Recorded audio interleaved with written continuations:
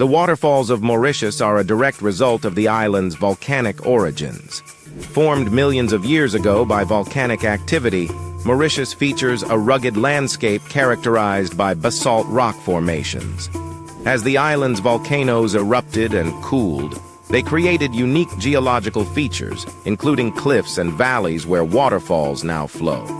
Over time, rivers carved through these formations, creating stunning cascades. The Chamarel, Rochester, and Tamarind Falls exemplify this process, showcasing dramatic drops and scenic beauty.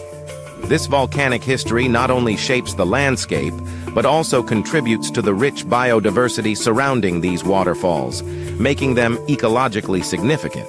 If you like and subscribe.